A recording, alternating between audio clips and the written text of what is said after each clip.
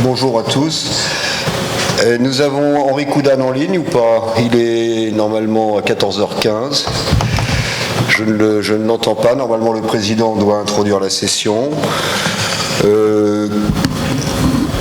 Qu'est-ce qu'on fait? Est-ce que M. Alexis Arnaud est là? Il y a Mme Sarnaki. Mais j'espère qu'il n'est pas loin, Alexis Arnaud. Eh bien, nous allons donner la parole à Mme Sarnaki, qui connaît bien Alexis Arnaud et qui va, si je puis me permettre l'expression, l'introduire. Mme Sarnaki, c'est à vous. Oui, bonjour, mesdames, messieurs, chers collègues. Je vois que mon collègue Alexis Arnaud est arrivé. Donc, pour ceux qui ne me connaissent pas, je me présente. Je suis Alexis Sarnaki, je suis chef du service de chirurgie viscérale et hémorragie à l'hôpital Necker Enfants Malades et président de la Société française de chirurgie pédiatrique depuis quelques mois. Et aujourd'hui, c'est un grand plaisir d'introduire mon jeune collègue Alexis Arnaud, qui est chirurgien pédiatre à Rennes et qui se trouve être le référent, le correspondant privilégié d'une structuration qui s'appelle Global Surge, que peut-être certains d'entre vous connaissent, d'autres non.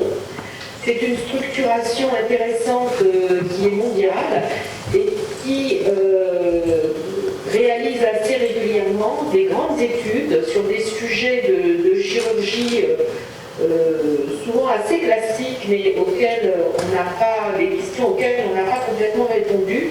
Et l'idée, c'est de collecter un grand nombre de données en peu de temps, avec derrière une infrastructure et des méthodologies extrêmement performantes.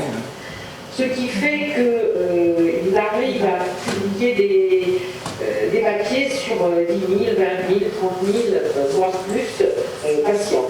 Et donc, on va dire que peut-être la critique qui pourrait être faite, c'est une collection finalement assez hétérogène à travers le monde, avec peut-être des données qui ne sont pas peut-être strictement justes de temps en temps.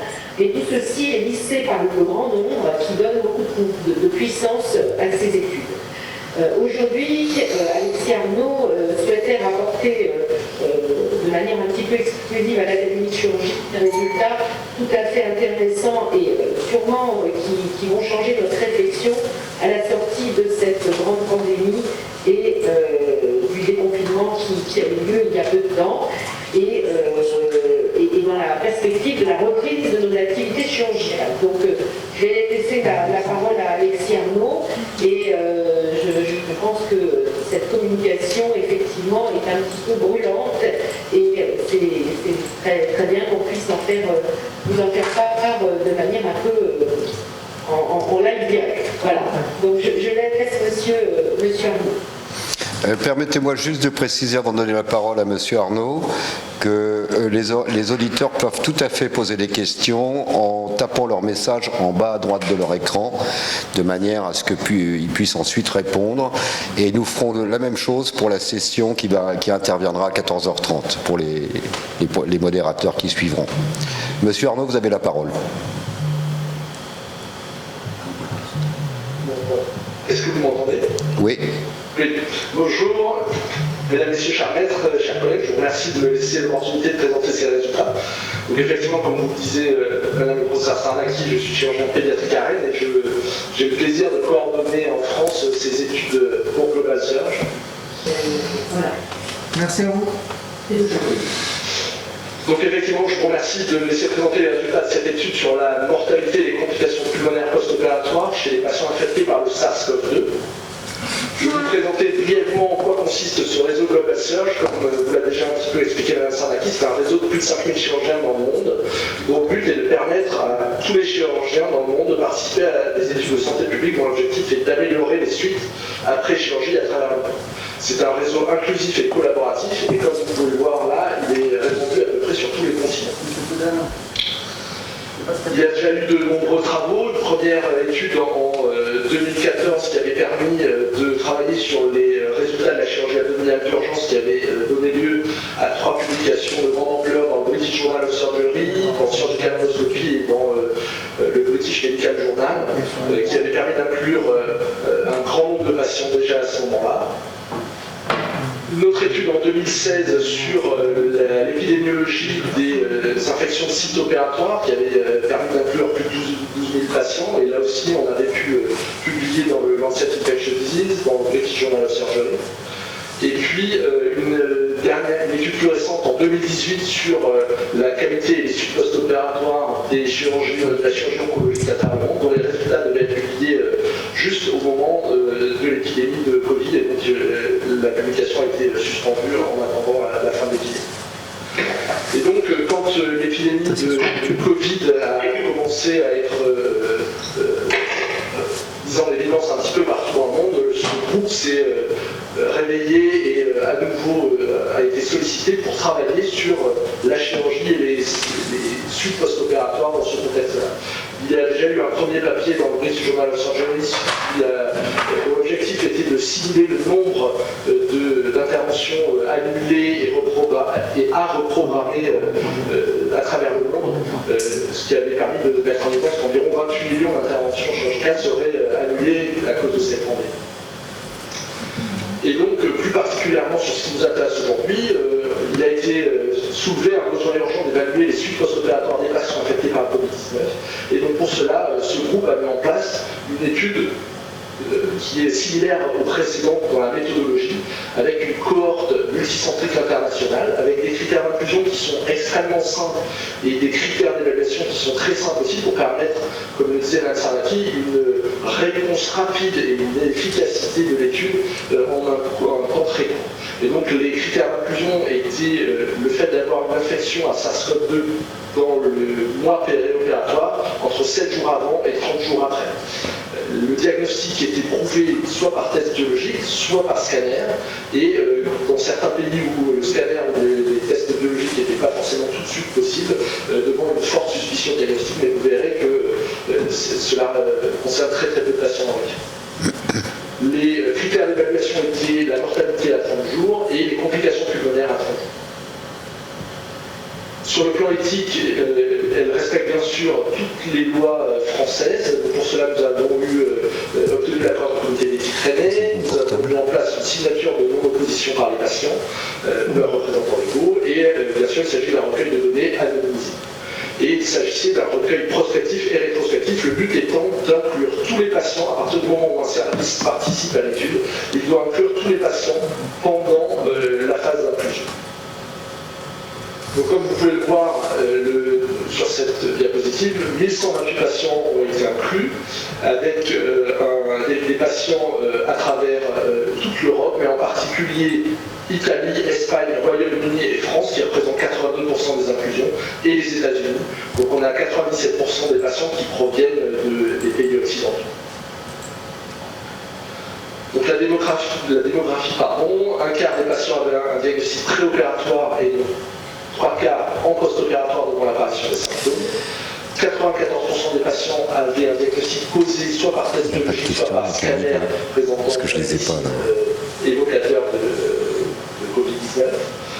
3 quarts des interventions inclus étaient des interventions réalisées en urgence.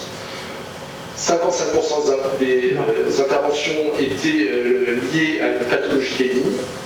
25% étaient liés à une pathologie tumorale et 20% liés à une pathologie. Un tiers des patients étaient opérés pour une pathologie gastro-intestinale, et si on rajoute la chirurgie hépatobiliaire, on arrive à 40%. Le reste était représenté par 27% de chirurgie orthopédique, 8% de chirurgie cardio-thoracique, et puis après on a de la neurochirurgie et de l'obstétrique pour les césariennes, et puis une réduction sur page après pour les autres spécialités. Alors si on regarde le taux de mortalité à 30 jours, on a donc un taux de mortalité qui est très élevé, presque à 24%, et on retrouve un taux élevé aussi dans la chirurgie programmée, elective surgery, avec 19% de mortalité dans la chirurgie programmée, et un taux de mortalité bien sûr plus élevé dans la chirurgie d'urgence, comme on pouvait le craindre avec une mortalité presque à 26%. Si on regarde le diagnostic, le moment du diagnostic, on ne retrouve pas de différence significative entre la mortalité des patients qui ont eu un diagnostic préopératoire et un diagnostic post-opératoire. En revanche, si on regarde la lourdeur de la chirurgie qui a été établie selon les critères BUPA, qui sont les critères au Royaume-Uni pour classifier la lourdeur d'une chirurgie en chirurgie mineure et chirurgie majeure, les chirurgies lourdes étaient vectrices d'une plus grosse mortalité, comme on peut le penser a priori, avec un taux de mortalité de 27% chez les patients qui étaient opérés avec une chirurgie lourde versus 16% pour les chirurgies mineures. Alors si on regarde maintenant les complications pulmonaires, 50% des patients ont présenté des complications pulmonaires en post-opératoire. Et chez ces patients, on retrouvait 38% de mortalité. Cette mortalité représentait 83% de la mortalité globale. C'est-à-dire que parmi les patients décédés, 83% avaient présenté des complications pulmonaires. Parmi ces complications pulmonaires, on retrouvait pneumonie, syndrome de détresse respiratoire aiguë et ventilation non attendue en préopératoire. Et bien sûr, comme on pouvait s'y attendre, les patients qui présentaient un SDRA en post-opératoire avaient un taux de mortalité extrêmement élevé à 63%. Si on regarde maintenant la mortalité par sous-groupe, on a là sur ce schéma, on retrouve ce qui ressort un petit peu dans le Covid, c'est-à-dire qu'on a une surmortalité chez les hommes, et puis on retrouve une surmortalité chez les plus de 70 ans, avec bien sûr, comme on l'a déjà dit, la chirurgie d'urgence qui est retrouvée dans les critères de sévérité. Et donc si on regarde seulement les facteurs de risque prédictifs de mortalité, on a le sexe masculin, les hommes de plus de 70 ans, les scores ASA supérieurs ou égal à 3, la chirurgie oncologique par rapport à la chirurgie bénigne, la chirurgie majeure lourde et la chirurgie réalisée en urgence. Alors bien sûr, on peut penser qu'il y a des biais dans cette étude, là, elle a été réalisée dans la phase précoce de l'épidémie avec une circulation virale importante. Tous les tests n'étaient pas standardisés dans tous les centres à travers les différents pays qui ont participé. On peut craindre aussi qu'il y ait eu des faux négatifs qui n'aient pas été inclus. L'avantage de cette étude est la les inclusions dans de multispécialités, ce qui permet d'être assez large, mais ça peut être effectivement un biais aussi, car on retrouve dans certaines spécialités peu de malades. Et puis, dans l'article du Lancet, on compare les chiffres de notre étude avec les chiffres pré-pandémiques et pas forcément avec les chiffres de patients Covid négatifs qui ont été pris en charge pendant la pandémie. Ce qui élimine un petit peu le biais d'éventuellement le mauvais fonctionnement du système de santé. Alors si on devait retenir quelques messages, pour les patients qui ont une infection en périopératoire à SARS-CoV-2, il y a un taux de mortalité qui est très élevé à 24%, avec un taux de complications à plus de 50%, de complications pulmonaires à plus de 50%. La plupart des décès suivent des complications pulmonaires, donc 83%. La chirurgie programmée a elle aussi un risque de mortalité plus élevé qu'en amont de la pandémie Covid, avec un taux de mortalité de 19%. Les hommes de plus de 70 ans sont clairement une population à risque particulier, mais on retrouve dans tous les sous-groupes un sur-risque de mortalité et de complications pulmonaires par rapport à la période pré-pandémique. Alors, pour terminer sur l'étude actuellement, nous avons 21 000 patients inclus à travers le monde. Il y a encore quelques centres qui peuvent rentrer pour inclure leurs patients jusqu'au 14 juin, et à partir de ce moment-là, les nouvelles inclusions seront fermées. Je tiens à remercier aussi, il y a 2 sociétés savantes qui nous ont permis de disséminer le message, qui sont l'Association française de chirurgie et la Société française de chirurgie pédiatrique. Et puis les investigateurs, dans l'étude qui est parue, il y a 8 centres français, car il fallait que les patients aient été opérés jusqu'au 30 mars, donc tout le monde ne pouvait pas rentrer de patients concernés. Et actuellement, il y a 47 centres français qui participent aux inclusions. Et ça, ce sont les supporters financiers du groupe Global Surge. Je vous remercie de votre attention. Eh bien, merci beaucoup, Dr Arnaud. Ce sont des études modernes, si j'ose dire, qui sont impressionnantes. Madame Sarnecki, voulez-vous dire un mot sur les résultats de l'étude? Non, je pense que c'est un petit peu ce que je disais en préambule, c'est que clairement, il y a forcément des biais dans ce type d'études, des études qui sont faites rapidement, avec effectivement des sémantiques ou des définitions, et pour le coup, là, des tests qui étaient dans l'efficacité étaient hétérogènes à travers le monde, mais le nombre de patients inclus lisse un peu tout ça. Je pense que le message quand même principal, c'est que, et on s'en doutait un petit peu d'ailleurs, c'est quand même un message qui est cohérent avec ce qu'on a vécu jusqu'à présent, c'est que la reprogrammation doit s'accompagner d'une grande prudence, avec une priorisation des indications et probablement, enfin en tout cas c'est ce que je vous disais avant le début de la séance, c'est que alors nous en pédiatrie on teste tous les patients qui vont être opérés la veille, donc pour avoir le résultat le lendemain, et si le patient est positif et que la chirurgie n'est pas urgente, alors on va l'annuler. Si le patient est positif et que la chirurgie est considérée comme urgente, on va prendre les dispositions nécessaires. Je pense que si on était chez l'adulte, on se reposerait encore beaucoup plus de questions sur l'indication opératoire. Notre population pédiatrique n'a pas de comorbidité, toutes les comorbidités qui ont été énumérées. Oui, précisément la question c'est chez les patients. Donc dans ce groupe, il y a 26% de patients qui étaient dépistés négatifs, hein, c'est ça. Et donc la mortalité ne change pas fondamentalement. C'est-à-dire que ce sont les patients qui soit ont eu des faux négatifs, soit ont contracté le Covid après. C'est ça. Comment peut-on préciser les choses? Alors en fait, ce ne sont pas 26% négatifs. En fait, il y a 26% des patients qui avaient été testés en préopératoire. C'est ça. Vous avez déjà des signes respiratoires, tout, nez qui coule, dévoré, mais les 75% ne présentaient pas de signes en préopératoire et ont été testés en post-opératoire devant l'apparition de symptômes pulmonaires, pneumopathie, RA, etc.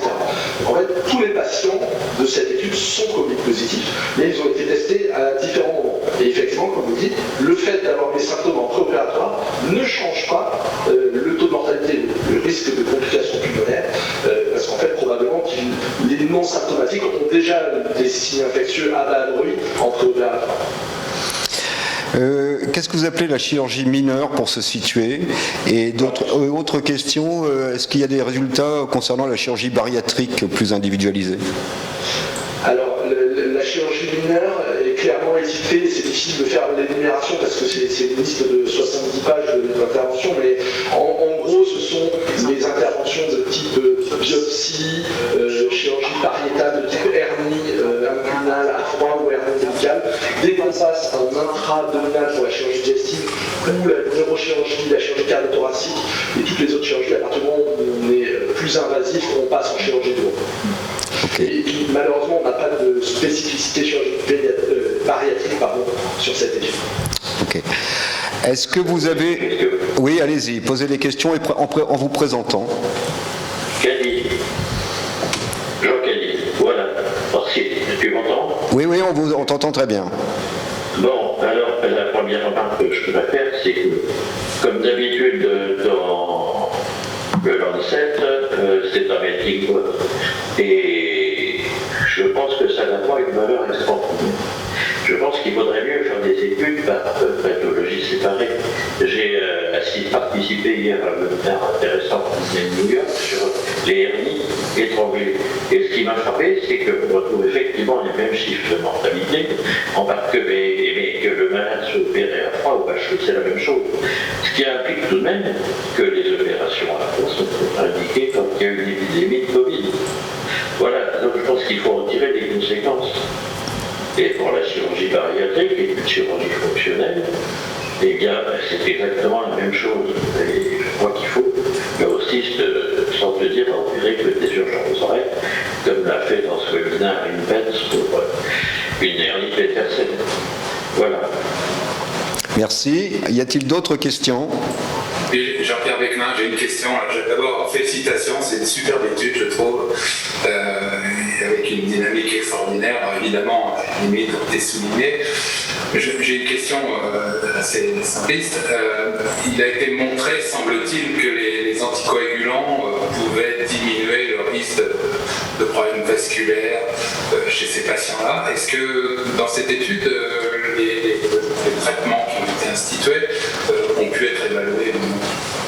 Alors, dans cette première partie, non, mais en fait, dans le reste des inclusions, en fait, on a dû adapter au fur et à mesure le cahier de recueil de données, et on a par exemple rajouté le BMI qu'on n'avait pas initialement, et on a rajouté aussi les traitements comme les anti-inflammatoires, les anticoagulants, et donc on aura ces résultats pour les restes des inclusions. Merci. Peut-être une dernière question parce que le temps passe. Bon, alors simplement, d'abord, beaucoup vous remercier, d'ailleurs, d'abord pour le type d'études que vous avez menées, et d'autre part, je voulais préciser que l'Académie publiera un communiqué de presse sur les résultats de cette étude pour la mettre en exergue, et que nous avons déjà pris contact avec certains journalistes pour mettre en exergue ce type de travail et les résultats qui sont quand même, on peut le dire, alarmants. Voilà.